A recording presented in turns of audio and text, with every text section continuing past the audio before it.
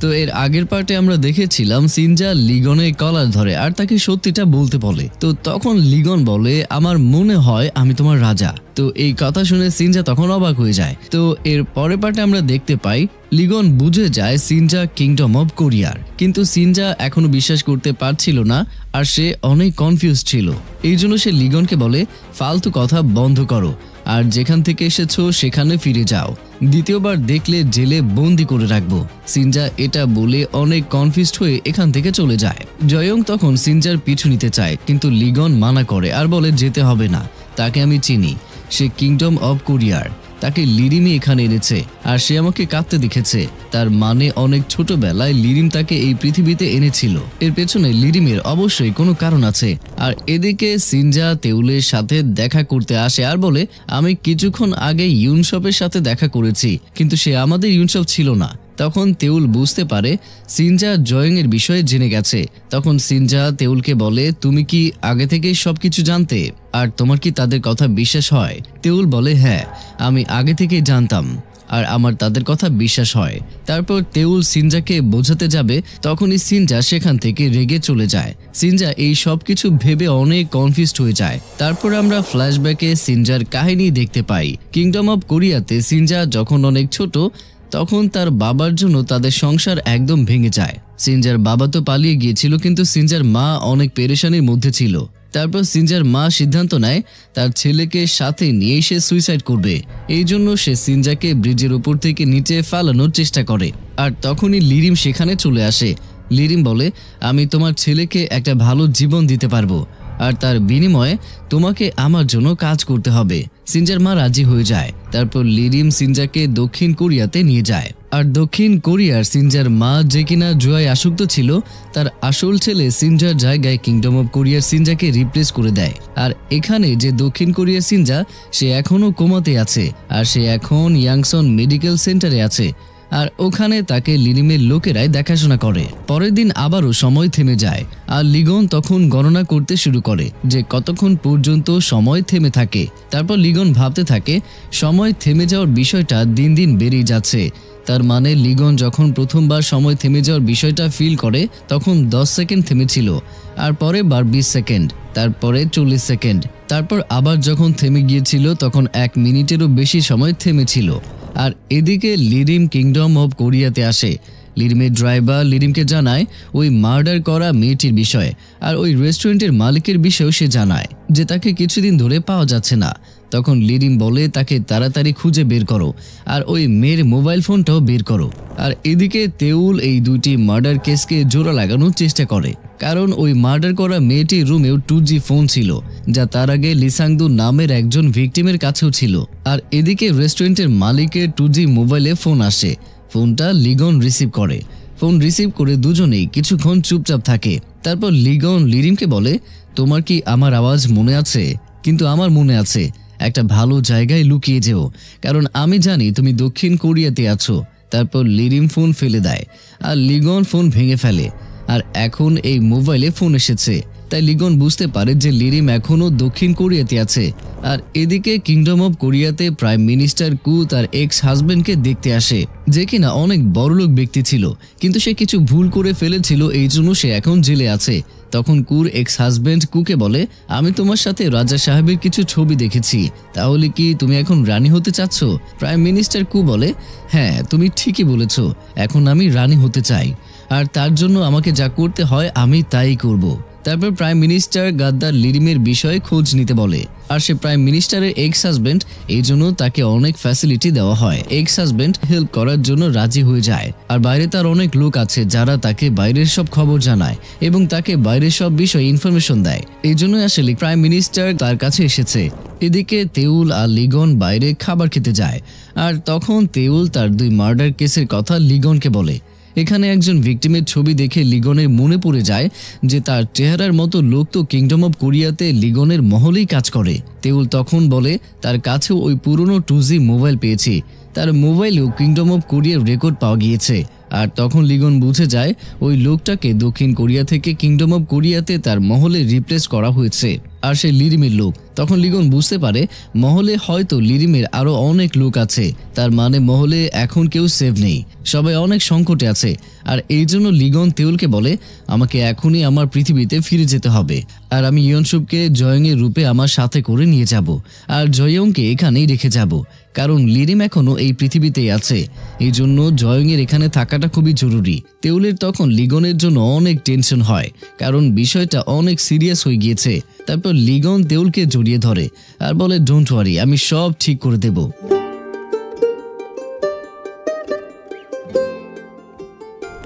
আর এদিকে ইয়নসব নিজের hairstyle change করে আর জয়ংয়ের মতো ড্রেস আপ পরে লিগনের সাথে কিংডম অফ কোরিয়াতে চলে যায়, যেখানে ওই রেস্টুরেন্টের মালিককেও আনা হয়েছে। সে দেশদ্রোহী লিরিমের সাথে মিলে কাজ করায় লিগন তাকে সারা জীবন কোলকাঠুরিতে বন্ধ করে রাখার অর্ডার দেয়। তো ইয়নসব তো এখানকার বেশি কিছুই জানে না, এই জন্য লিগন তাকে সবসময় সাথেই রাখে আর তাকে বেশি কথা বলতে মানা করে দেয়, কারণ ইয়নসব জয়ংয়ের মতো সিরিয়াস ভাবে কথা বলতে পারে না। তারপর লিগন রয়্যাল গার্ডের ভাইস ক্যাপ্টেনকে ব্যাম্বো ফরেস্টে নতুন সিকিউরিটি দিতে বলে আর ওখানে নতুন সিসিটিভি ক্যামেরাও লাগাতে বলে। আর সে আরো বলে দেয় ওখানে কোনো অচেনা ব্যক্তি বা সন্দেহজনক কাউকে দেখলে তাকে দ্রুত বন্দি করতে হবে, আর তার মহলে কাজ করা ওই ভিকটিমকে কালকুঠুরিতে বন্দি করারও অর্ডার দিয়ে দেয়। এদিকে সিনজা একদিনের জন্য ছুটি নেয়, তেল তাকে খুঁজতে থাকে, কিন্তু সে সিনজার কোনো খোঁজ খবরই পায় না। সিনজা এদিকে ড্রিঙ্কস করছিল, যখন সে তার নিজের বিষয়ে আর লিগনের বিষয়ে জানতে পারে সে সবার বিষয়ে ভাবতে শুরু করেছে। তো এদিকে কিংডম অফ কোরিয়াতে প্রাইম মিনিস্টার লিগনের সাথে দেখা করতে আসে, কারণ কিছুদিনের ভেতরে বছর শেষ হয়ে যাবে। এই জন্য সে পুরো বছরের রিপোর্ট নিয়ে আসে আর লিগন রিপোর্টগুলোকে চেক করতে থাকে। যেহেতু পুরো বছরের রিপোর্ট, এই জন্য চেক করতে করতে লিগনের লাঞ্চের টাইম হয়ে যায়, তার খাবারও চলে আসে। লিগন তখন ইয়নসবকেও খাবার খাওয়ার জন্য বসিয়ে দেয়। তখন প্রাইম মিনিস্টার বলে আপনার ওই ট্রাভেলার মেহমান কি চলে গিয়েছে? তখন লিগন বলে হ্যাঁ, সে তার দেশে চলে গিয়েছে।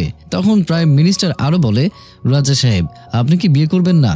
লিগন বলে কেন, আপনি কি আমাকে বিয়ে করতে চান নাকি? তখন কু বলে হ্যাঁ। তখন লিগন বলে আমি ভাবতে পারিনি আপনি আমাকে এমন প্রশ্ন করবেন, আর যেহেতু প্রশ্ন করেছেন তাহলে শুনে রাখুন আমি অলরেডি একজনকে বিয়ে করার জন্য প্রপোজ করেছি, আর এখন পার্সোনাল বিষয়ে কথা শেষ হলে কাজে মনোযোগ দিন। তারপর আবারও লিগন রিপোর্ট দেখা শুরু করে। আর এদিকে তেওল নারীর শপে এসে নারীকে বলে তুমি কি আজকে সিনজাকে দেখেছো? নারী তখন বলে না তো, সিনজা কাল থেকেই আমার শপে আসেনি, আর জয়ং শপের বাইরে বসেছিল।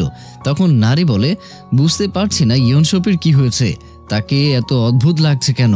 তখন তেওল বলে কোথায়, আমার তো তেমন কিছুই লাগছে না। নারী বলে বুঝতে পারছি না, তাকে তো আগের মতো হ্যান্ডসামও লাগছে না, আর সে তো তার হেয়ার স্টাইলও চেঞ্জ করে ফেলেছে। তাকে প্রথমেই হ্যান্ডসাম লাগতো। তারপর তেওল জয়ং এর জন্য কফি নিয়ে যায় আর বলে আমরা আর দ্বিতীয়বার এখানে দেখা করব না, কারণ তোমার এই বিহেভিয়ার নারীর সামনে আর কিছুদিন থাকলে নারী আর ইয়নসপের সেটিং বরবাদ হয়ে যাবে। তখন জয়ং তেওলকে একটা স্বর্ণের মূর্তি বিক্রি করার জন্য দেয়, কারণ তার এখানে থাকার জন্য টাকার প্রয়োজন। আর সে টাকা পেয়ে প্রথমে ড্রাইভিং লাইসেন্সের জন্য অ্যাপ্লাই করে, কারণ ইয়নসপ সব সময় ড্রাইভিং এ ফেল করেছে, এই জন্য সে ড্রাইভিং লাইসেন্সও পায়নি। তো জয়ং এখানে পাশ করে যায় আর সে লাইসেন্সও পেয়ে যায়। তারপর জয়ং ইয়নসপের কথা ভাবে, যেখানে দুজনের জিম্মেদারি একজন আরেকজনকে সঁপে দিয়েছিল। ওদিকে ইয়নসপ লিগনকে প্রোটেক্ট করবে, আর এদিকে জয়ং ইয়নসপের ভাই বোনের খেয়াল রাখবে, এটা তারা দুজনেই প্রমিস করেছিল।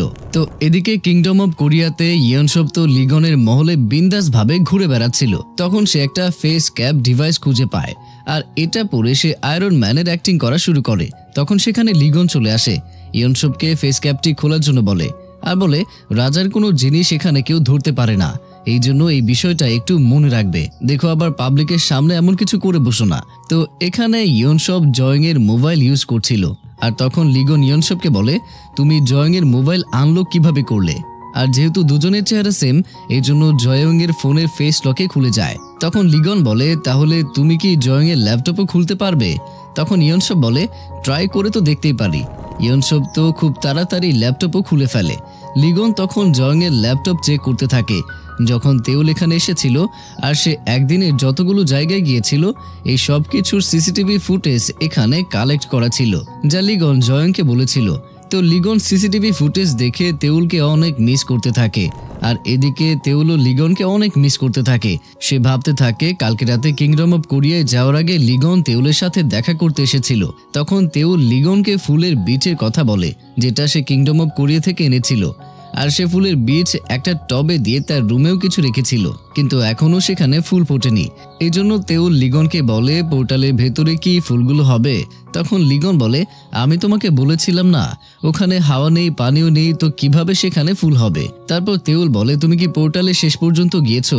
তখন লিগন বলে, আমি চেষ্টা করেছিলাম, কিন্তু পোর্টালের ভেতরে রাস্তা শেষই হয় না, আর পোর্টালের ভেতরে বেশিক্ষণ থাকাও যাবে না, কারণ সেখানে একদিন আর বাইরে আমাদের দেশের 2 বছরের সমান। তখন তেউল বলে, যদি তুমি ওই পোর্টালের ভেতরে একদিন থাকো তাহলে তোমার বয়সও বাড়বে না, আর আমি তোমার থেকে বয়সে বড় হয়ে যাব।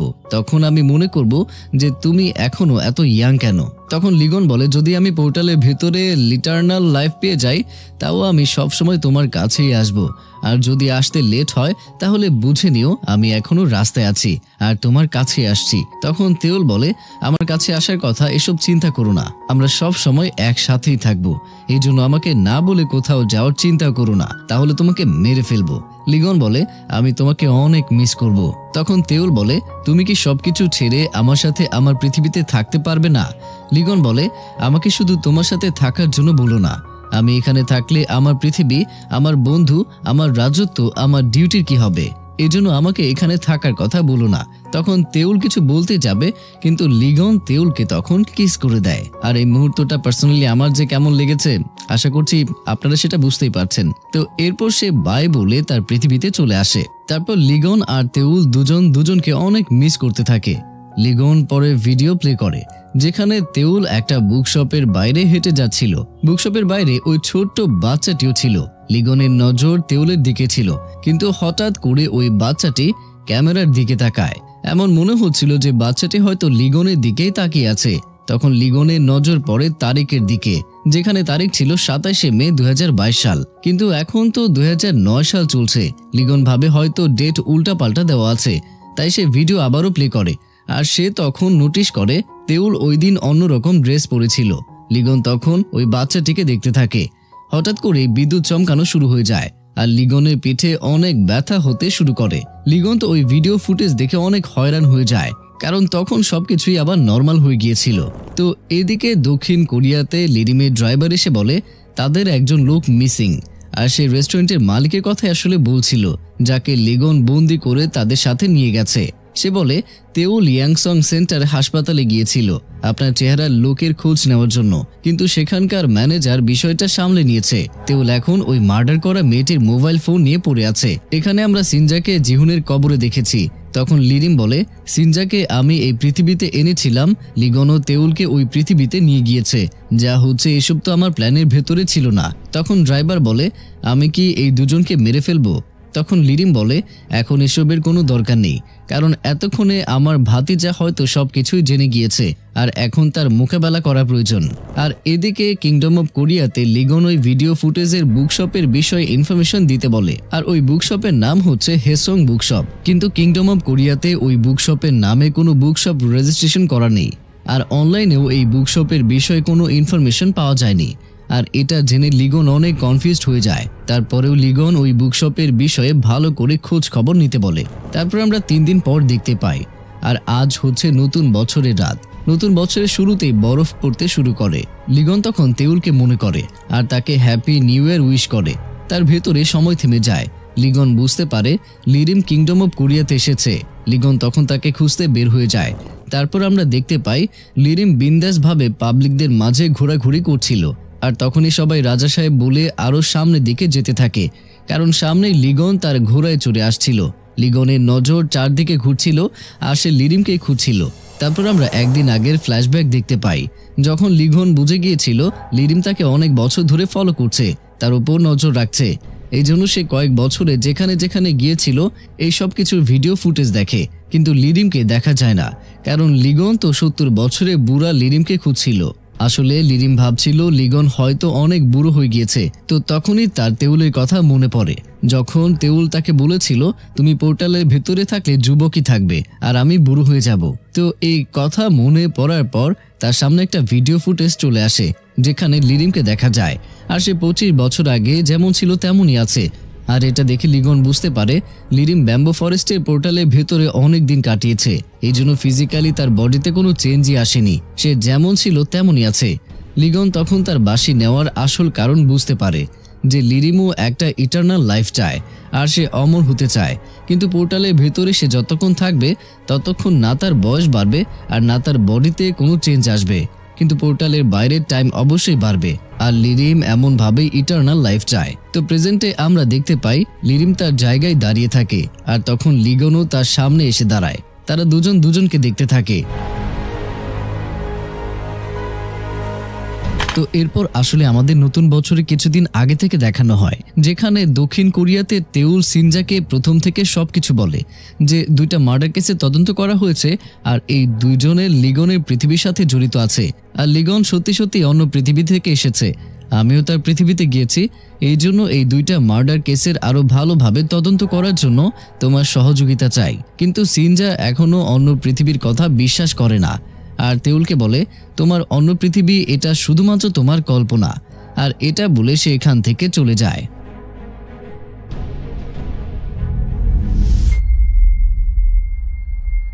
তো কিংডম অব কোরিয়াতে লিগন তেউলকে অনেক মিস করতে থাকে, কারণ সে কিংডম অব কোরিয়াতে এসেছে অনেক দিন হয়ে গিয়েছে।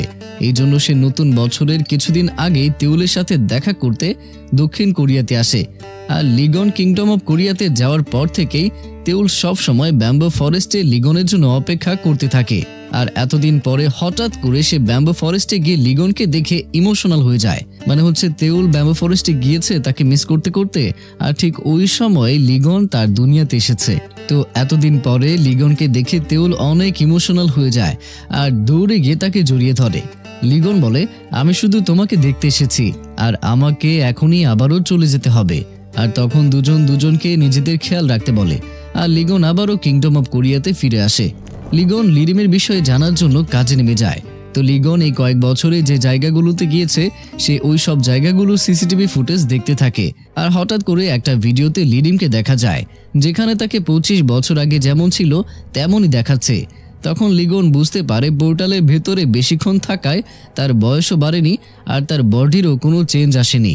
লিগন বুঝতে পারে লিরিম এই বাঁশির পেছনে কেন দৌড়াচ্ছে। লিরিম আসলে অমর হতে চায়। আর আজকে নিউ ইয়ারের দিন লিগনের এক জায়গায় স্পিচ দেওয়ার কথা ছিল আর সে সেখানে চলে যায়। তো এদিকে দক্ষিণ কোরিয়াতে জয়ংকে নিউ ইয়ারে আনন্দ করার জন্য ইয়নসপের ঘরে যেতে হয়। জয়ং ইয়নসপের ঘরে যাওয়ার আগে তেউল জয়ংকে ইয়নসপের বোন ইউনবির বিষয়ে বলে যে ইউনবি অনেক ইন্টেলিজেন্ট, যদি একটু ভুল কিছু করো ইউনবি তোমাকে চিনে ফেলবে, এই জন্য ওর থেকে সাবধানে থেকো। আর এটাই হয়েছে। যখন জয়ং ইয়নসপের ঘরে যায় ইউনবি জয়ংয়ের চারদিকে ঘুরছিল আর সে বুঝে যায় যে জয়ং তাদের ভাই নয়। আর সে তার মাকে বলে মা এ আমাদের ভাই নয়, দেখো না মা ও কতটা বদলে গিয়েছে। আর এর ভেতরেই ইয়নসপের ভাই কাবি জয়ংয়ের জ্যাকেট থেকে তার বন্দুক বের করে নিয়ে আসে আর বলে ভাইয়া এটা কি। তখন জয়ং দ্রুত গিয়ে কাবির হাত থেকে বন্দুকটা নিয়ে নেয় আর ইয়নসপের মায়ের কাছে বাহানা করে বলে মা এটা আমি পুলিশ একাডেমি থেকে পেয়েছি আর এটা তো নকল বন্দুক। কিন্তু ইয়নবি তো তার মাকে বলতে থাকে যে মা পুলিশকে খবর দাও, এটা সত্যি সত্যি আমাদের ভাই নয়। তখন ইয়নবির মা বলে তোমাদের ভাই কিছুদিনের ভেতরেই পুলিশ হয়ে যাবে। আর সে আরো বলতে থাকে এই হ্যান্ডসাম ছেলেটা আমারই ছেলে, আমার নিজের ছেলে। এটা বলে ইয়নবিকে সে চুপ করায়। তারপর মা তাদের তিনজনকে দ্রুতই নিচে আসতে বলে। যাওয়ার সময় ইয়নবি জয়ংকে ইশারা করে বলে আমার নজর সবসময় তোমার দিকে, ঠিক আছে। তো এদিকে নতুন বছরের সন্ধ্যায় সিনজা তার ডিউটিতে জয়েন করে আর তেউলকে ওই 2টা মার্ডার কেসের বিষয়ে বলার জন্য বলে। এদিকে কিংডম অব কোরিয়াতে লিগনের স্পিচ শেষ হয়ে যায় আর ইয়নসপের সাথে পুলিশ স্টেশনে আসে লুনার বিষয়ে জানার জন্য। তো এখানে সে জানতে পারে তার টার্মিনাল ক্যান্সার হয়েছে, এই জন্য তাকে জেল থেকে ছেড়ে দেওয়া হয়েছে। লিগন লুনাকে খুঁজে বের করার জন্য পুলিশকে বলে। লিগন রেস্টুরেন্টের মালিকের বিষয়েও জানতে পারে যে 25 বছর আগেই এখানে মারা গিয়েছে, তার লাশ 25 বছর আগে এখানে আবর্জনায় পড়েছিল। তখন লিগন বুঝতে পারে লিরিমের সাথে থাকা সব গাদ্দারদের সে একসাথে নিয়ে গেছে আর দক্ষিণ কোরিয়ার তাদের চেহারার ব্যক্তিদেরকে মেরে তাদের লাশ কিংডম অব কোরিয়াতে ফেলে দিয়েছে আর তারা দক্ষিণ কোরিয়াতে তাদের জায়গা নিয়ে ফেলেছে। তো এখানে হঠাৎ করে সময় থেমে যায় আর লিগন বুঝতে পারে লিরিম কিংডম অব কোরিয়াতে এসেছে। তারপর আমরা দেখতে পাই লিরিম আর লিগন দুজনেই সামনাসামনি এসেছে। তো এখানে আমরা ফ্ল্যাশব্যাকে দেখি যেখানে লিরিম আর লিগন প্রথমবার ফোনে কথা বলছিল। লিরিম বলছিল ফাইনালি ওই দিন চলে এসেছে যেদিনের জন্য আমি এত বছর ধরে অপেক্ষা করেছি। তখন লিগন বলে, তুই যেখানেই যাস আমি তোকে খুঁজে বের করব। তখন লিরিম বলে, খুব তাড়াতাড়ি দেখা হচ্ছে। আমি তো এটা দেখার জন্য খুবই এক্সাইটেড যে 25 বছর আগে যাদের সামনে তুমি আমার মৃত্যুর ঘোষণা করেছো, তুমি এখন তাদেরকে কি জবাব দেবে। তো এরপর আমাদের প্রেজেন্টে দেখানো হয় কিছুক্ষণের ভেতরেই ইয়নসপের সাথে সব রয়্যাল গার্ডরা এখানে চলে আসে আর লিরিমকে গান পয়েন্ট করে। লিগন অর্ডার দেয় যে যে ব্যক্তি সেই গাদ্দারের সাথে ছিল তাকেই অ্যারেস্ট করো। আর তখনই লিরিমের সব আর্মিরাও সেখানে চলে আসে আর এখানে থাকা সাধারণ মানুষদেরকে লিরিম বন্দি করে যেন তাদের রাজা তাকে কিছুই করতে না পারে। এখানে থাকা সব মানুষ এদিক ওদিক পালাতে থাকে আর তখনই লিরিমের একটা লোক লিগনের দিকে বন্দুক তুলে ধরে। তো এটা ইয়নসপ দেখে ফেলে আর তখনই লিগনের সামনে এসে দাঁড়ায় আর তখন গুলিটা ইয়নসপের উপরেই লাগে। লিগন তখন তার সৈন্যদেরকে গুলি করতে মানা করে যাতে এখানে কোনো বড় ঝামেলা না হয় আর সাধারণ মানুষের কোনো ক্ষতি না হয়। তো লিরিম এখানে সাধারণ মানুষদেরকে মেরে বিন্দাসভাবে লিগনের সামনে দিয়ে চলে যায়। লিগন তখন সব সাধারণ মানুষদেরকে হাসপাতালে নিয়ে যেতে বলে আর এখানে যাতে কোনো মিডিয়া না আসতে পারে আর কোনো ছবি মিডিয়াতে আপলোড না হয় সেটারও নজর রাখতে বলে। কিন্তু প্রাইম মিনিস্টারের কাছে এই নিউজ পৌঁছে যায় যে রাজা সাহেবের উপরে হামলা হয়েছে আর ক্যাপ্টেন জয়ং এর গুলি লেগেছে। আর এর সাথে সাথে গাদ্দার লিরিমের নাম সবাই বলাবলি করছিল। কিছু লোক তো সোশ্যাল মিডিয়াতে আলোচনাও করছে যে গাদ্দার লিরিমকে দেখেছে তারা, কিন্তু তাদের কারো কাছে কোনো ফটো বা ভিডিও পাওয়া যায়নি। প্রাইম মিনিস্টারের তখন তার মায়ের কথা মনে পড়ে। প্রাইম মিনিস্টারের মাও বলেছিল সে লিরিমকে দেখেছে আর এটা ভেবে প্রাইম মিনিস্টার অনেক হয়রান হয়ে যায়। এখানে সারা দেশে লিরিমের কথা ট্রেন্ড হয়ে যায়, জনগণের মুখে মুখে লিরিমকে নিয়ে আলোচনা হচ্ছে। তো এদিকে ডক্টর বলে ইয়নসপ এখন ঠিক আছে আর সে এখন বিপদমুক্ত। লিগনের ইয়নসপের জন্য অনেক চিন্তা হয়। লিগন বলে, এই গুলির জন্য তোমার প্রাণও যেতে পারত। তখন ইয়নসপ বলে, আমি জয়ংকে প্রমিস করেছিলাম যে কোনো অবস্থায় আপনাকে প্রোটেক্ট করব। তাতে যদি নিজের প্রাণও চলে যায় তো যাবে, কারণ জয়ং তো আমার পরিবারের খেয়াল রাখছে। তারপর লিগন ইয়নসপকে ধন্যবাদ জানায়। এদিকে লিরিম এক জায়গায় থেমে থাকে না, সে তার পরের শিকারে বেরিয়ে পড়ে। এদিকে দক্ষিণ কোরিয়াতে জয়ং সিনজার মাকে দেখে। তখন তার মনে পড়ে যে কিংডম অব কোরিয়ার রাজমহলে তার মতো একজন মহিলা কর্মী আছে আর জয়ং তখন ভাবে সিনজা তাহলে অবশ্যই ওই মহিলার ছেলে। লিরিম সিনজাকে অনেক ছোটবেলায় দক্ষিণ কোরিয়াতে এনেছিল আর এদিকে সিনজা তেওলের সাথে কাজ করতে রাজি হয়ে যায়। এই জন্য তেওল সিনজাকে জয়ং এর কাছে নিয়ে আসে আর এই তিনজন মিলে কেসের তদন্ত করা শুরু করে। এদিকে লিগন তার মহলে ফিরে আসে আর তাকে সহি সালামত ভাবে দেখে দাদিমা অনেক খুশি হয়ে যায়। তার জয়ং এর জন্য অনেক খারাপ লাগছিল। তখন লিগন দাদিমাকে সান্ত্বনা দেয় যে জয়ং এখন ভালো আছে, তুমি চিন্তা করো না। তারপর দাদিমা লিগনকে জিজ্ঞেস করে, লিরিম কি আসলেই বেঁচে আছে? তখন লিগন বলে, হ্যাঁ, সে এখনো বেঁচে আছে আর তার বয়স এখনো বাড়েনি। সে 25 বছর আগে যেমন ছিল সে এখনো তেমনই আছে। দাদিমা তখন লিগনের কথা কিছুই বুঝতে পারে না। তখন লিগন বলে, আমি আপনাকে বোঝাতে পারবো না বিষয়টা, আস্তে আস্তে সবকিছুই জেনে যাবেন। তারপর প্রাইম মিনিস্টার লিগনের কাছে কল করে লিরিমের বিষয়ে জানার জন্য। তখন লিগন পরিষ্কারভাবে বলে দেয় লিরিম 25 বছর আগেই মারা গিয়েছে আর এখন আমরা যাকে ধরেছিলাম সে শুধু লিরিমের ফলোয়ার আর কিছুই না। আর এই বিষয়টা নিয়ে যেন বেশি কথা না হয় এই জন্য লিগনের সেক্রেটারি প্রেস মিডিয়াকে জানায় লিরিম বেঁচে নেই আর ওরা ছিল লিরিমের ফলোয়ার্স যাদেরকে আমরা খুব তাড়াতাড়ি ধরে ফেলবো। এদিকে তেওল আর সিনজা ওই মার্ডার হওয়া মেয়েটির রুমমেটের সাথে দেখা করে। তেওল প্রথম মার্ডার কেসে তদন্ত হওয়া যে মোবাইলটি পেয়েছিল ওই মোবাইলটি মেয়েটিকে দেখায় আর বলে, আমরা তোমার মোবাইল পেয়ে গিয়েছি, এই জন্য সত্যি করে বলো তুমি এটা কোথায় পেয়েছো আর এটা তোমাকে কে দিয়েছে। মেয়েটি তখন অনেক ঘাবড়ে যায় আর বলে, আমি জানি না। আর তখনই লিরিমের ড্রাইভারও সেখানে আসে মেয়েটির সাথে দেখা করার জন্য, কিন্তু সিনজা আর তেওলকে বাইরে আসতে দেখে সে গাড়িটাকে ঘুরিয়ে নেয়। কিন্তু সিনজা গাড়িটাকে চিনে ফেলে। সিনজার মনে পড়ে এই গাড়িটাই কিছুদিন ধরে তাকে ফলো করছে। কিছুদিন ধরে সিনজা যেখানেই যায় এই গাড়িকে সে সেই সব জায়গায় দেখতে পেয়েছে। এই জন্য সিনজা ওই গাড়ির খোঁজ নেয় আর এই গাড়ি যার নামে রেজিস্ট্রেশন করা ওই লোকের আইডি কার্ডটা ফেক ছিল। এই জন্য সিনজা তাকে ট্র্যাক করতে পারে না। আর এদিকে যখন লিরিমকে নিয়ে আলোচনা শুরু হয়েছে এখানে যে পলিটিশিয়ান তার বিতর্ক শুরু হয়ে যায় রয়্যাল কোর্টের মেম্বারের সাথে। তখন প্রিন্স বয়ং এসে সবাইকে এখান থেকে উঠিয়ে দেয় আর লিরিমকে নিয়ে আলোচনা করা বন্ধ করতে বলে। লিগন প্রিন্স বয়ং এর সাথে দেখা করতে আসে আর বলে, এখন লিরিমকে মারতেই হবে, কারণ এখন বিষয়টা আমার পরিবার আর রাজত্বের দিকে এসেছে। এজন্য আমার যাই হয়ে যাক আপনাকে সহি সালামত ভাবে থাকা প্রয়োজন, কারণ আমার পরে রাজকীয় দায়িত্ব আপনার। তখন প্রিন্স বয়ং এর লিগনের জন্য অনেক চিন্তা হয়। তখন লিগন বলে, আপনি আমার জন্য চিন্তা করবেন না, আমি আমার খেয়াল রাখবো।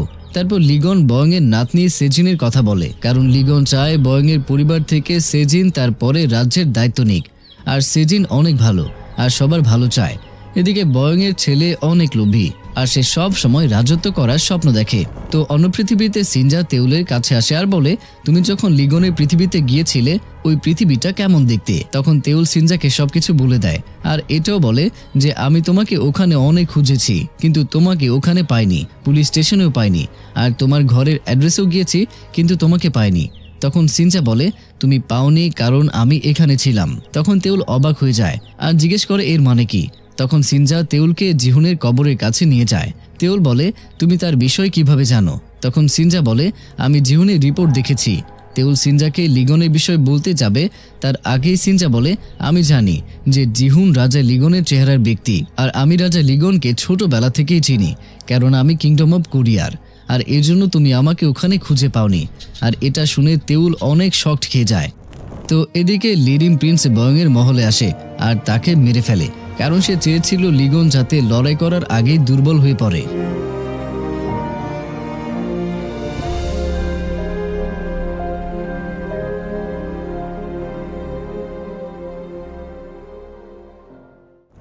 এদিকে দক্ষিণ কোরিয়াতে তেওল লিগনের সাথে দেখা করতে আসে। জয়ং তেওলকে লিগনের মোবাইল দেয়, কারণ ওই মোবাইলে লিগন তেওলের জন্য অনেক মেসেজ রেখে গিয়েছে। এটা দেখে তেওল অনেক খুশি হয়ে যায়। জয়ং তখন তেওলকে বলে, লিরিমকে বন্দি করার পর আপনি কি রাজা সাহেবের সাথে সারা জীবনের জন্য কিংডম অব কোরিয়াতে চলে আসবেন? কারণ এখন দুজনেই আলাদা পৃথিবীতে আছেন আর রাজা সাহেব ওই পৃথিবীর রাজা। আপনি কি কিংডম অব কোরিয়ার রানী হয়ে সবসময় রাজা সাহেবের পাশে থাকবেন? মানে আমাদের পৃথিবীর রাজার রানী হয়ে আপনি আমাদের সবার পাশে থাকবেন? তখন তেওল কোনো জবাবই দেয় না। তো এদিকে প্রিন্স বয়ং এর মৃত্যুর খবর জেনে লিগন তো অনেক কষ্ট পায় আর দাদিমাও অনেক অসুস্থ হয়ে পড়ে, কারণ আমরা এখানে জানতে পারি দাদিমা প্রিন্স বয়ং এর ওয়াইফ ছিলেন। আর তার মৃত্যুর খবর শুনে দাদিমা অনেক শকড খেয়ে যায়। আর এদিকে লিগন প্রিন্স বয়ং এর মৃত্যুতে অনেক দুঃখী ছিল আর লিরিমের উপরে তার রাগ আরো বেড়ে যায়। এদিকে তেওল জয়ং এর কথা নিয়ে ভাবছিল, তখনই জানালা দিয়ে তেওল লিগনকে দেখতে পায় আর তাকে দেখে তেওল অনেক ইমোশনাল হয়ে দৌড়ে লিগনের কাছে যায়। আর লিগনও অনেক ইমোশনাল ছিল। তখন লিগন তেওলকে বলে, কেমন আছো তুমি? তেওল বলে, এইবার আসতে তুমি অনেক লেট করে ফেলেছো, কারণ প্রিন্স বয়ং এর মৃত্যুর অনেকদিন পরে লিগন এখানে এসেছে আর হাতে ফুল নিয়ে এসেছে। লিগন বলে, আমি রিয়েলাইজ করেছি তোমাকে আমি কখনো ফুল দেইনি। লিগনকে অনেক ইমোশনাল দেখে তেওল বুঝতে পারে যে কিছু একটা তো হয়েছে। তখন লিগন তেওলকে ফুল দেয় আর বলে, আমি তোমাকে এই ফুল দেওয়ার জন্য এখানে এসেছি আর আমাকে এখনই যেতে হবে, কারণ আমার অনেক ইম্পর্টেন্ট কাজ রয়ে গেছে। লিগনের যাওয়ার কথা শুনে তেওল অনেক আপসেট হয়ে যায় আর লিগন তখন তেওলকে আই লাভ ইউ বলে আর কিসও করে।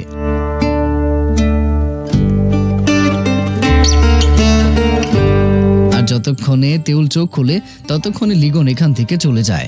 এই জন্য তেওল অনেক কষ্ট পায়।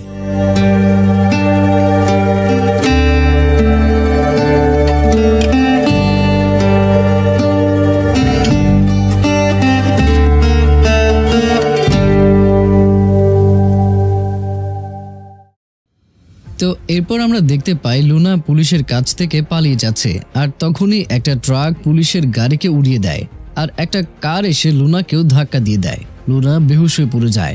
যখন লুনার হুঁশ ফিরে আসে তখন তার চোখে পট্টি বাঁধা ছিল আর তাকে লিরিমের লোক এখানে নিয়ে এসেছে। আর কিছুক্ষণের ভেতরেই লিরিমও এখানে চলে আসে। লুনা তখন বলে, তুমি কে?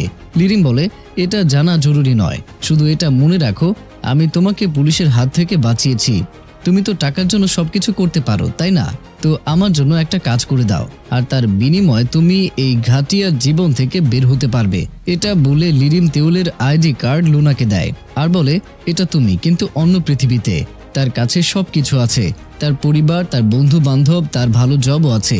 আর যদি তুমি আমার কাজ করে দাও তাহলে এই সব কিছু তোমার হবে আর ওখানে তুমি তোমার মনের মতো করে চলতে পারবে।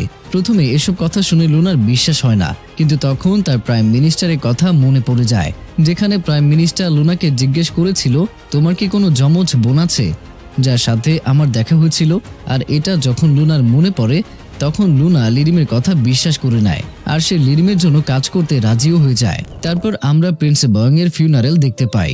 যেখানে বয়ংয়ের পরিবারের সাথে লিগনও অনেক দুঃখী ছিল, কারণ লিগনের মা বাবা মারা যাওয়ার পর প্রিন্স বয়ং আর দাদিমা লিগনের পরিবার ছিল, আর এরা দুজনেই লিগনকে লালন পালন করে বড় করেছে। তো এদিকে প্রাইম মিনিস্টার কুর কাছে একটা পার্সেল আসে, যেখানে লিরিম আর লিগনের কিছু ছবি ছিল। নিউ ইয়ারের রাতে যখন লিরিম আর লিগন সামনাসামনি হয়েছিল, তখন প্রাইম মিনিস্টারের এক্স হাজবেন্ডের সেক্রেটারি এই ছবিগুলো তুলেছিল, আর এটা দেখে তো প্রাইম মিনিস্টার একদম অবাক হয়ে যায়। আর মিনিস্টার কু তখন বিশ্বাস করে নেয় তার মা বলেছিল লিরিমকে দেখেছে, তার মানে এটা সত্যি। আর গাদ্দার লিরিম এখনো বেঁচে আছে, এটা ভেবে মিনিস্টার শকড হয়ে যায়। আর এদিকে দক্ষিণ কোরিয়াতে ওই মার্ডার করা মেয়েটিকে লিরিমের ড্রাইভার মেরে ফেলে, আর এটাকে আত্মহত্যা দেখিয়ে দেয়, কারণ জেলের ভেতরেও লিরিমের অনেক লোক আছে। তো এদিকে কিংডম অফ কোরিয়াতে প্রিন্স বয়ংয়ের মৃত্যুর পরে লিগন আর দাদিমা অনেক ভেঙে পড়ে। তারপরে লিগন দক্ষিণ কোরিয়াতে যায় আর তেওলকে ফুল দিয়ে আবারও ফিরে আসে। আর তার কিছুদিন পর থেকে তেউল লিগনকে অনেক মিস করতে থাকে।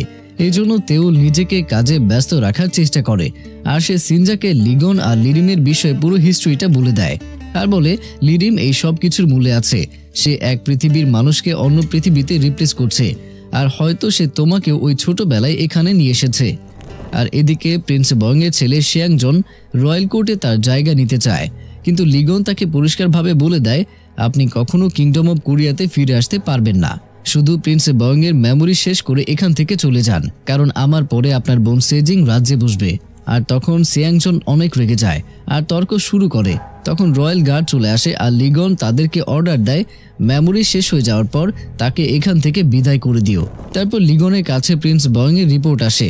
ডাক্তার সাহেব বলে প্রিন্স বয়ংকে গলা টিপে হত্যা করা হয়েছে, আর যে রয়্যাল গার্ড তার মহলের বাইরে প্রোটেকশন দেওয়ার জন্য ছিল তাদেরকে তলোয়ার দিয়ে মারা হয়েছে। তখন লিগন বুঝতে পারে এটা লিরিমের কাজ, এজন্য লিগন প্রতিজ্ঞা করে লিরিমকে সে হত্যা করবেই। আর তখনই সময় থেমে যায় আর লিগন রাগের মাথায় যেতে থাকে। তো মহলের বাইরে আসার আগেই সবকিছু আবারও নর্মাল হয়ে যায়, আর এবার সময়টা আগের থেকে ডাবল টাইমে থেমেছিল। লিগন এই বিষয়ে ভাবতে থাকে, আর তখনই তার সেক্রেটারি এসে বলে প্রিন্স বয়ংয়ের মৃত্যুর কারণে অনেক আর্টিকেলস পাবলিশ হয়ে গিয়েছে, আর তার মারা যাওয়ার পরে আবারও জনগণ লিরিমকে নিয়ে আলোচনা করছে। তখন লিগন বলে এটা নিশ্চয়ই প্রাইম মিনিস্টারের কাজ।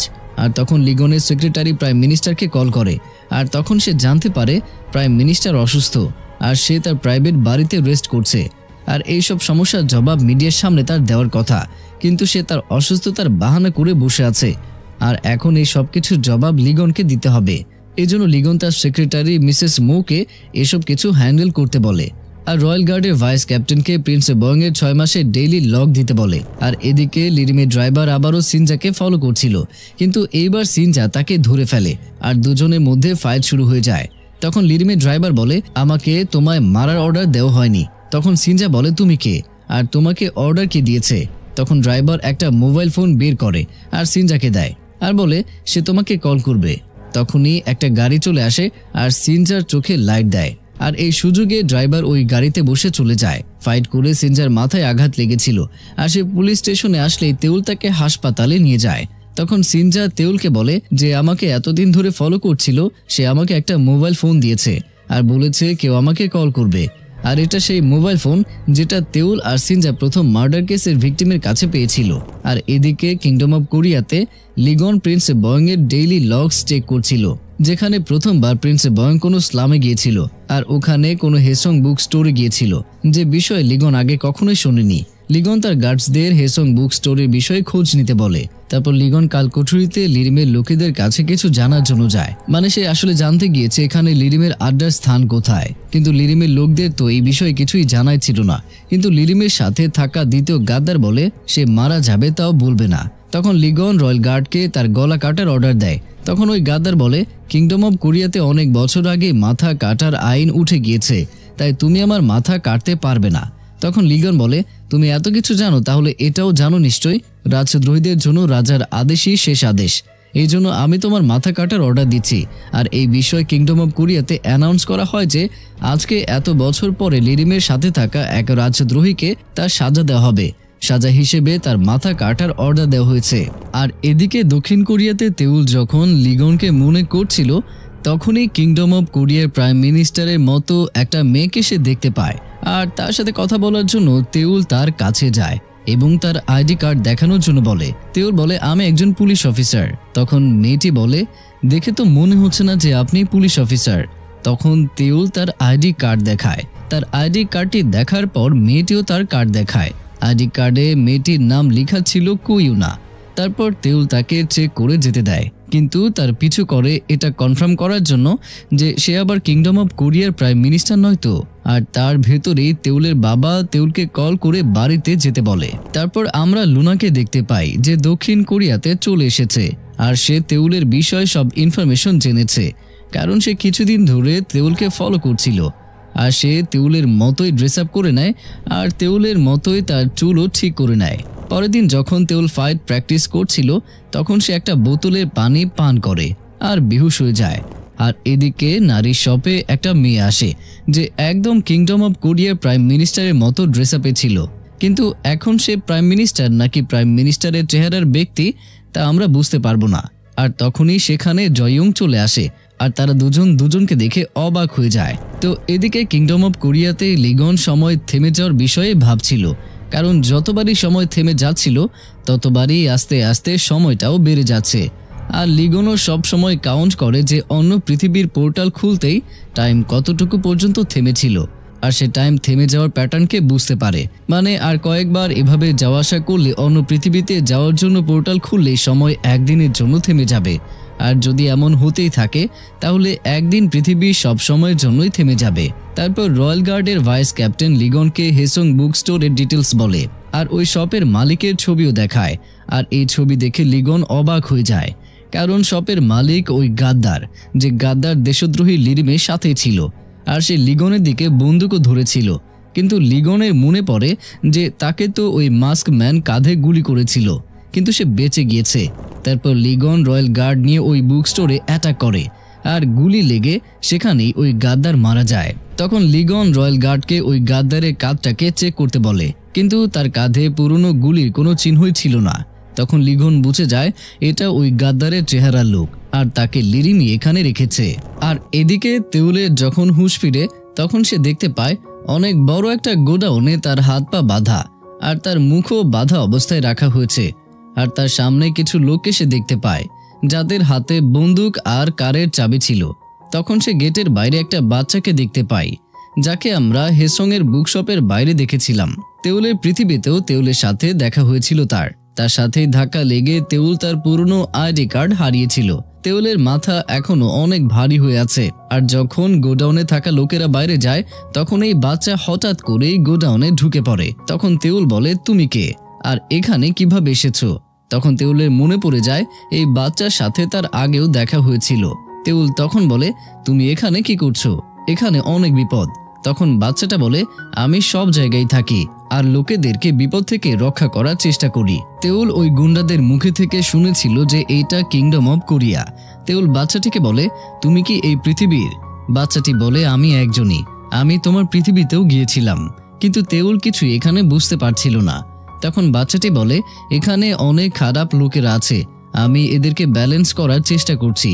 কিন্তু তেউল কনফিউজড হয়ে যায় আর বলে তুমি আসলে কে? বাচ্চাটি কিছু বলার আগে এখানে লিরিমের লোকেরা চলে আসে। তেউল এই বাচ্চার হাত থেকে চাকুটাকে নিয়ে নেয় আর লিরিমের সব লোকেদেরকে মেরে তাদের হাত থেকে বন্দুকটাও নিয়ে নেয় আর বাচ্চাটিকে সে পেছনে লুকিয়ে রাখে। কিন্তু যখন বাচ্চাটিকে নিয়ে যাওয়ার জন্য সে পেছনে তাকায় তখন তেউল দেখতে পায় বাচ্চাটি গায়েব হয়ে গিয়েছে। আপনারা এই বাচ্চাটির আসল রহস্য আসলে সামনেই জানতে পারবেন। তো এই জন্য তেউল এক গুন্ডাকে মেরে তার পকেট থেকে চাবি নিয়ে নেয় আর একটা গাড়ি নিয়ে এখান থেকে চলে যায়। কিন্তু গুলির শব্দ শুনে বাকি গুন্ডারা তেউলের পিছু করে। তেউল ফুল স্পিডে গাড়ি চালায় আর রাস্তার মধ্যে সাইনবোর্ডে রয়্যাল মহল লেখা দেখে আরও স্পিডে গাড়ি চালাতে থাকে। কিন্তু তেউল নিজেও জানে না সে কিংডম অফ কোরিয়াতে কিভাবে এসেছে। তেউল গুন্ডাদের গাড়ি দেখে পালাতে থাকে আর এদিকে লিরিমও কিংডম অফ কোরিয়াতে চলে আসে। আর যখন সে শুনতে পায় যে তেউল পালিয়ে গেছে তখন লিরিম বুঝতে পারে তেউল রয়্যাল মহলের দিকেই যাবে। এই জন্য সে তার সব লোকেদেরকে তেউলের পেছনে লাগিয়ে দেয় আর বলে আমি যে কোনো ভাবেই হোক এই মেয়েকে চাই, জীবিত বা মৃত যে কোনো অবস্থায় আমার কাছে তাকে নিয়ে আসো, সে যেন কোনোভাবেই মহলে যেতে না পারে। আর এদিকে মহলে থেকে কয়েক কিলোমিটার দূরে তেউলের গাড়ি নষ্ট হয়ে যায়। এই জন্য তেউল পায়ে হেঁটেই পালিয়ে যাচ্ছিল। যেতে যেতে তেউল অনেক ক্লান্ত হয়ে যায় আর তখন সে তার সামনে একটা পাবলিক ফোন বুথ দেখতে পায়। তেউলের রয়্যাল কোর্টের নাম্বারটা মনে ছিল, এই জন্য সে রয়্যাল কোর্টে ফোন করে বলে, আমি লিগনের তেউল, জানি না কিভাবে আমি কিংডম অফ কোরিয়াতে এসেছি, আর কিছু গুন্ডা আমায় কিডন্যাপ করেছিল, আর এই গুন্ডাগুলো এখনো আমাকে তাড়া করছে। এই কথা বলার সাথে সাথেই একটা ট্রাক এসে পাবলিক ফোন বুথটাকে একদম উড়িয়ে দেয়। তেউলও নিচে পড়ে যায়। ড্রাইভার তাকে চেক করতে আসে, কিন্তু তেউল চাকু দিয়ে তাকে মেরে ফেলে। তেউল অনেক বেশি ব্যথা পেয়েছিল, এই জন্য সে দ্রুত হাঁটতেও পারছিল না। তখন সে দেখে অনেক লোকেরা তার কাছে আসছে, আর এরা সবাই লিরিমের লোক ছিল। তেউল তখন তার বন্দুক দিয়ে গুলি করতে শুরু করে, কিন্তু তার বন্দুকে মাত্র 3টি গুলি ছিল। আর তার ভেতরেই আকাশে রয়্যাল কমান্ডাররা হেলিকপ্টার নিয়ে চলে আসে। এদিকে লিরিমের অনেক লোকও চলে আসে, আর তখন লিরিমের লোকেদের সাইডেই রয়্যাল গার্ড নিয়ে লিগন এন্ট্রি করে। আর লিগন তখন সবাইকে বলে, যে কোনোভাবেই তেউলকে প্রোটেক্ট করতে হবে, কারণ সে তোমাদের রাজার হবু রানী। তারপর সবাইকে মেরে লিগন তেউলের কাছে আসে।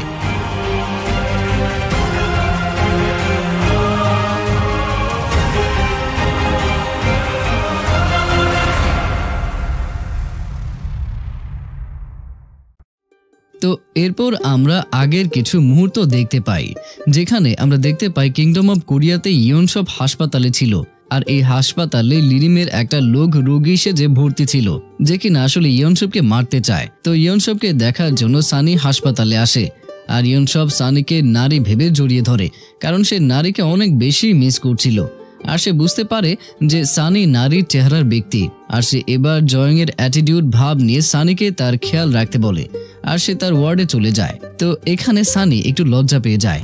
আর এদিকে দক্ষিণ কোরিয়াতে নারীর শপে যে এসেছিল সে প্রাইম মিনিস্টারই ছিল, যাকে জয়ং দেখে চিনে ফেলেছে। কিন্তু জয়ং এখানে ইয়নসবের মতোই বিহেভ করছিল। আর প্রাইম মিনিস্টার যাওয়ার পরে জয়ং নারীর কার নিয়ে তাকে ফলো করতে শুরু করে, আর সে সিনজাকে কল করে তাকে হেল্প করার জন্য।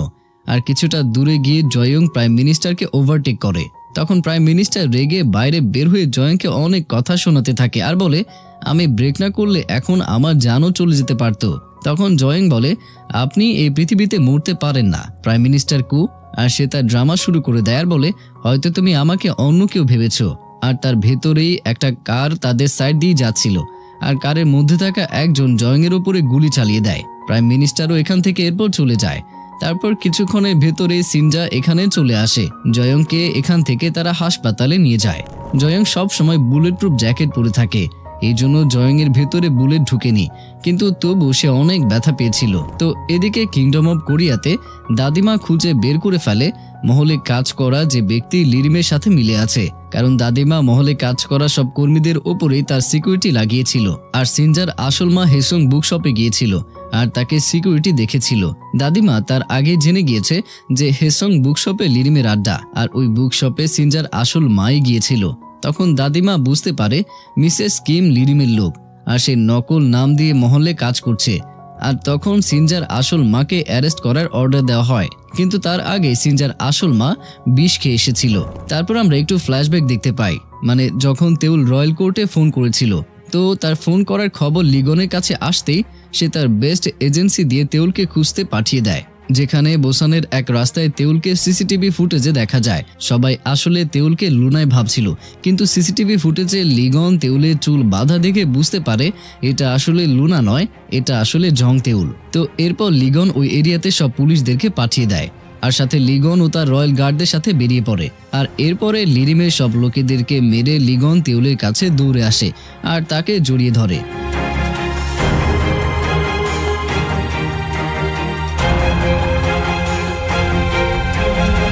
তেউল তখন বেহুশ হয়ে যায়, আর লিগন তার গার্ডদেরকে বলে এখানকার সবকিছু পরিষ্কার করার জন্য। আর সে আরো বলতে থাকে এখানে যা কিছুই হয়েছে বাইরের কেউ যেন জানতে না পারে। তারপর লিগন তেউলকে মহলে নিয়ে আসে, আর দাদিমা লিগনের মুখে লেগে থাকা রক্ত দেখে ঘাবড়ে যায়। এরপর লিগন দাদিমাকে বুঝিয়ে বলে এটা তার রক্ত নয়, এটা অন্যদের রক্ত। তো এরপর ডাক্তার তেউলকে চেক করতে আসে। লিগন সারা রাত তেউলের সাথেই থাকে তেউলের কেয়ার করার জন্য। আর কয়েক ঘন্টা পরে তেউলের হুঁশ ফিরে আসে। লিগনও মনে শান্তি পায়। আর তখন তেউল বলে আমি ভেবেছিলাম হয়তো আমার পৃথিবীর দরজা সারা জীবনের জন্য বন্ধ হয়ে গিয়েছে, আর এই জন্যই তুমি আমার কাছে আসতে পারছো না। তখন লিগন বলে এখানে অনেক কিছুই হয়ে গিয়েছে, এই জন্য আমি যেতে পারিনি।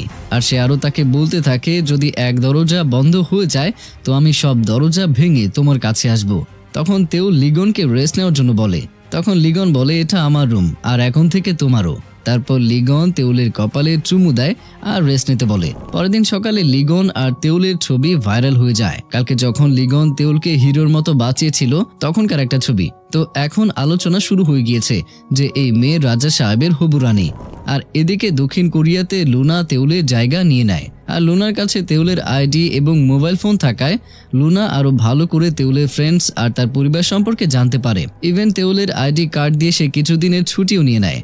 আর এই বিষয়টা সিনজা পুলিশ স্টেশন থেকে জানতে পারে। সিনজা ভাবে তেউল হঠাৎ করে ছুটি নিয়েছে কেন। আর এদিকে কিংডম অব কোরিয়াতে লিগন তেউলের সেবা করতে শুরু করে। লিগন তার নিজের হাতে তেউলের জন্য খাবার বানিয়ে দেয় আর দুজনেই অনেক হ্যাপিলি ভাবে খাবারও খায়। তারপর লিগন তেউলের জন্য অনেক ড্রেস নিয়ে আসে। আর এখানে তেউল যে ড্রেসটাই পছন্দ করে, লিগন বলে, আমি জানতাম তুমি এটাই পছন্দ করবে, কারণ আমি তোমার পছন্দের বিষয়ে সবই জানি। তারপর তেউল লিগনের একটা খুব পরিচিত পোশাক দেখতে পায়, যেটা পরে লিগন তেউলকে ফুল দিতে গিয়েছিল। তেউল এই বিষয়ে লিগনকে বললে লিগন বলে, আমার প্রিয় মুহূর্তগুলোতে আমি এই পোশাকটাই পরি। আর এই জন্যই যখন তোমাকে ফুল দিতে গিয়েছিলাম তখন আমি তোমাকে প্রথমবার আমার মনের কথা বলেছিলাম। আর এটা আমার কাছে সব থেকে প্রিয় মুহূর্ত ছিল, এই জন্য আমি এই পোশাকটা পরে গিয়েছিলাম। তারপর তেউল তার ড্রেস পরে আর ড্রেসের পকেটে একটা নেকলেস পায়, কিন্তু তেউল এটা না পরে বাইরে চলে আসে। তখন লিগন তাকে জিজ্ঞেস করলে তেউল বলে, এটা আমি আমাদের প্রিয় মুহূর্তে পরব, যখন আমার গলায় কোনো আঘাতের চিহ্ন থাকবে না। তারপর দুজন হাসপাতালের উদ্দেশ্যে যায় ইয়নসবকে দেখার জন্য। তো এখানে হাসপাতালে ইয়নসবকে সিকিউরিটি এসে বলে রাজা সাহেব আসছে। তখন ইয়নসব রাজা আসার আগে রুম চেকিং করতে শুরু করে, যেভাবে জয়ং চেক করত। আর তখন তেউল তার নাম ধরে ডাক দেয়। ইয়নসব তো তেউলকে দেখে অনেক ইমোশনাল হয়ে পড়ে আর তেউলকে জড়িয়ে ধরে কান্না করতে শুরু করে। তেউলও ইয়নসবকে দেখে অনেক খুশি হয়ে যায় আর দুজনেই অনেক গল্প করতে শুরু করে। ইয়নসব কাবি আর ইয়নবির বিষয় বলে। তেউল বলে ওরা দুজনেই ভালো আছে, আর সমস্যা হচ্ছে ইয়নবি জয়ংকে সন্দেহ করছে, কারণ সে তার বোকা ভাইকে খুব ভালো করে চেনে। তারপর তেউল ইয়নসবকে বলে, তুমি আবার নারীকে মিস করোনি তো? তখন ইয়নসব একটু লজ্জা পায় আর বলে, না তো, একদমই না। তারপর তেউল বলে, নারী তো তোমাকে অনেক মিস করছে। ইভেন সে জয়ংকে দেখে এটাও বলেছে ইয়নসব আগেই অনেক হ্যান্ডসাম ছিল, আর তার তো প্রথমেই সন্দেহ হয়েছে জয়ং এর উপরে যে সে ইয়নসব নয়। আর এসব শুনে ইয়নসব তো অনেক খুশি হয়ে যায়। তারপর লিগন তেউলকে নিয়ে গোডাউনে যায়, যেখানে তেউলকে লিরিমের গুন্ডারা বন্দি করে রেখেছিল। আর সেখানে লিগনের গার্ডরা চেকিং করতে শুরু করে। লিগন তেউলকে বলে, তুমি কি লিরিমের হাতে কোনো ছাতা দেখেছো? কারণ ওই ছাতার মধ্যে বাঁশের দ্বিতীয় টুকরোটি ছিল, কিন্তু তেউল লিরিমকে দেখেনি। লিগন বলে, তেউলের সাথে আগে দেখা হওয়ার সময় লিরিম জেনে গিয়েছিল আমি বাঁশি কোথায় রাখি। তখন তেউল বলে, হয়তো সে এই জন্যই আমাকে এখানে নিয়ে এসেছিল, আমার বদলে তোমার থেকে ওই বাঁশি নেওয়ার জন্য। তখন তেউলও বুঝতে পারে যে যদি বাঁশির দুই টুকরোই লিরিমের কাছে চলে যায় তাহলে তার পৃথিবীর দরজা বন্ধ হয়ে যেতে পারে। তখন লিগন বলে, আমি এটা কখনোই হতে দেব না। লিরিম অনেক ভুল কাজ করেছে, এই জন্য কোর্টও তাকে সাহায্য করতে পারবে না, আর ওর শাস্তি খুব তাড়াতাড়ি হবে। তারপর দুজনেই ঘরে আসে। তেউল তার মেডিসিন খেয়ে নেয় আর লিগনও চেক করতে আসে। তখন তেউল লিগনকে শুয়ে যেতে বলে। লিগন বলে, আমি কোথায় যাব? এটা তো আমারই রুম, এজন্য আমি তো এখানেই থাকবো। তেউল বলে, কিন্তু এখানে তো এক্সট্রা কোনো বেডই নেই। লিগন বলে, এটাই তো অনেক বড় বেড, এখানেই শান্তিতে ঘুমাতে পারবো। তখন তেউল বলে, পাগল হয়ে গেছো নাকি? একে তো মহলের সব কর্মীরা আমাকে অদ্ভুত ভাবে দেখে। এটা বলে লিগনের কাঁধে সে একটা থাপ্পড় মারে, আর তখনই বাইরে বিদ্যুৎ চমকানো শুরু করে আর বৃষ্টি শুরু হয়। তখন লিগনের কাঁধে আবারও সেই চিহ্নটা ভেসে ওঠে আর অনেক ব্যথা শুরু হয়ে যায়। তো এই জন্য তেও লিগনে কাজ চেক করে, আর এই চিহ্ন দেখে সে একদম শকড খেয়ে যায়। এরপর আমরা দেখতে পাই লিরিম এতদিনে যত লোকেদেরকে এই পৃথিবী থেকে অন্য পৃথিবীতে নিয়ে গেছে তাদের সবার শরীরে কোথাও না কোথাও এই চিহ্ন আছেই। বৃষ্টি আর বিদ্যুৎ চমকালে তাদের যন্ত্রণাও শুরু হয়ে যায়। তখন লিগনও বুঝতে পারে যে এটা হয়তো এক পৃথিবী থেকে অন্য পৃথিবীতে ট্রাভেল করার সাইড ইফেক্ট, কারণ এই পোর্টালের ভেতরে লাইটিং হয়। তখন লিগন তেউলকে বলে, তোমারও কি কোথাও ব্যথা হচ্ছে? তেউল তখন তার শার্টের বোতাম খুলে কাঁধ দেখাতে শুরু করে আর বলে, চেক করে দেখো তো আমার বডিতেও আবার এরকম চিহ্ন আছে নাকি। লিগন তার মাথা ঘুরিয়ে নেয়। তখন তেউল বলে, আরে একবার দেখো তো আর বলো আমার বডিতে এমন চিহ্ন আছে নাকি। তো লিগন এখানে অনেক তাড়াহুড়ো করে একবার দেখে বলে, কোনো চিহ্ন নেই। তখন তেওল বলে, কত ড্রামা করো তুমি, শুধু কাঁধের মধ্যে এই চিহ্ন আছে কিনা এটা দেখতেই তো বলেছি, তাতে আবার এত লজ্জা পাওয়ার কি আছে। তারপর লিগন তেওলকে কিস করে আর তাদের রোম্যান্স শুরু হয়ে যায়।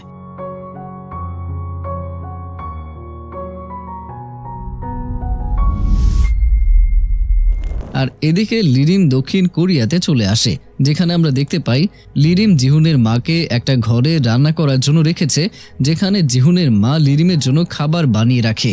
লিরিমের খাবার খাওয়ার সময় জিহুনের মা লিরিমের মাথায় একটা কিছু দিয়ে আঘাত করে আর লিরিমের ছাতা নিয়ে পালিয়ে যাওয়ার চেষ্টা করে, কিন্তু তার আগে লিরিম তাকে ধরে ফেলে আর তাকে মারতে যাবে, কিন্তু সে থেমে যায় আর বলে, শুকরিয়া আদায় করো যে তোমার চেহারা আমার ভাতিজা লিগনের মায়ের মতো, এর জন্য তুমি এখনো জীবিত আছো, নয়তো তোমায় কবে মেরে ফেলতাম। লিরিমের প্ল্যান ছিল লিগনের মায়ের চেহারার জিহুনের মাকে নিয়ে, এই জন্য তাকে বাঁচিয়ে রেখেছে, আর সে কি প্ল্যান করেছে তা আমরা একটু পরেই জানতে পারবো। তো এদিকে কিংডম অব কোরিয়াতে প্রাইম মিনিস্টার তার এক ফ্রেন্ডের কাছ থেকে জানতে পেরেছে রাজা সাহেব তো একজনকে কিংডম অব কোরিয়ার রানী বানিয়ে ফেলেছেন। পুরো ইন্টারনেটে এই খবর ছড়িয়ে পড়েছে, আর এটা শুনে প্রাইম মিনিস্টার তো অনেক রেগে যায়। আর এদিকে মহলে লিগন জানতে পারে যে লিরিমের জন্য কাজ করা ব্যক্তি সে কাল রাতে ব্যথায় অনেক চিৎকার করেছে। কাল রাতে যখন বৃষ্টি হচ্ছিল তখন তার পায়ে অনেক ব্যথা করছিল আর এক আজব চিহ্ন তার পায়ে ভেসে উঠছিল। আর তখনই লিগনের সেক্রেটারি এসে বলে, প্রাইম মিনিস্টার অনুমতি ছাড়াই মহলে প্রবেশ করছে আর সে আপনার সাথে দেখা করতে চায়। তখন লিগন বলে, তাহলে তার অসুস্থতার ড্রামা শেষ হয়েছে। এই বলে লিগন তার কাছে যায়। প্রাইম মিনিস্টার লিগনকে বলে, আমি ইন্টারনেটে একটা নিউজ দেখেছি, মহলের রানী এটা কি আসলে সত্যি? তখন লিগন বলে, যেহেতু তুমি জিজ্ঞাসা করেই ফেলেছ তাহলে আমি বলে দিচ্ছি, হ্যাঁ এটা সত্যি, যে মেয়েকে তুমি নিউজে দেখেছ আমি তাকে অনেক ভালোবাসি আর সেই আমার রানী হবে। এটা শুনে প্রাইম মিনিস্টার অনেক রেগে যায় আর তার ভেতরে বাইরে অনেক বৃষ্টি আর বিদ্যুৎ চমকানো শুরু করে। আর তখনই প্রাইম মিনিস্টারের কাঁধেও একটা চিহ্ন ভেসে ওঠে আর তারও ব্যথা হতে শুরু করে। তখন লিগন তার নিজের ব্যথাকে কন্ট্রোল করে নেয় আর প্রাইম মিনিস্টারের কাঁধে ওই চিহ্ন দেখে সে অবাক হয়ে যায় আর সে বুঝতে পারে প্রাইম মিনিস্টারও অন্য পৃথিবীতে গিয়েছিল আর সে তার চেহারার ব্যক্তিকে মেরে ফেলেছে। আর এখানে অন্য পৃথিবীতে যাওয়ার সাইড ইফেক্ট সেটাও লিগন বুঝতে পারে। আসলে যাদের চেহারার ব্যক্তিরা মারা গিয়েছে এবং একজনই বেঁচে আছে তাদেরই আসলে এই বিদ্যুৎ চমকানোর সময় ব্যথা হয়। এই জন্যই তেওলের আসলে তখন কোনো ব্যথা হয়নি, কারণ একই চেহারার তারা দুজনেই বেঁচে আছে। তো এদিকে দাদিমা গল্প করার জন্য তেওলকে ডাকে। দাদিমা তার নাম আর তার বাবা মায়ের নাম তার দেশের নাম বলে আর বলে, 17 বছর বয়সে আমি আমার হোম টাউন ছেড়ে এখানে চলে এসেছি। এরপরে আমি আর আমার হোম টাউনের নাম কখনোই শুনিনি। তারপর দাদিমা প্রশ্ন করে, 1950 সালে যে যুদ্ধ হয়েছিল সেই যুদ্ধের কি হয়েছিল? আর এটা শুনে তেওল অনেক অবাক হয়ে যায়, কারণ 1950 সালে তো কিংডম অব কোরিয়াতে কোনো যুদ্ধই হয়নি, যুদ্ধ হয়েছিল দক্ষিণ কোরিয়াতে। আর এই অবাক করা তথ্যের মধ্য দিয়েই এই পার্টটিও এখানেই শেষ হয়ে যায়।